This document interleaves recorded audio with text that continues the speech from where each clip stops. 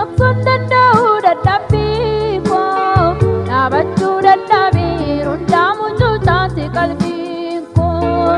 aanaan kan na qabuuf cimsee kan na dhabuusitu beeka eessannaa kan Yesuus ammas na yaadachuutan seeka eessannaa kan Yesuus ammas na yaadachuutan seeka Atu amana mada warra dadhabanis gargaaruufi hawwiin koo guddaadha jabaadhee kaachuu koo xumuruufi akkaan isan dhiifneef na keessa bulchite tawwaa gaarii abdiin koo si bira adaraa yaa Yesuus na gargaari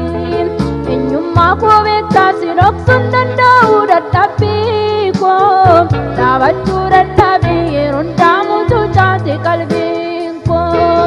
aanaan kan na qabuuf cimsee kan na dhabuusitu beeka eessannaa kan Yesuus ammas na yaadachuutan seega eessannaa kan Yesuus ammas na yaadachuutan seega dadhabbii kee keessaa dhumni waaqummaa koo ni mul'ata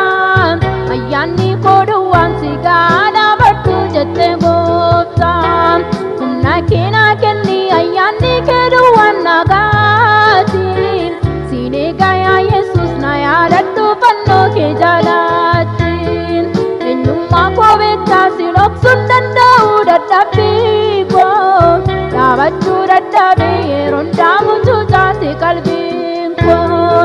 aanaan kan na qabuuf cimsee kan na dhabuusitu beeka eessannaa kan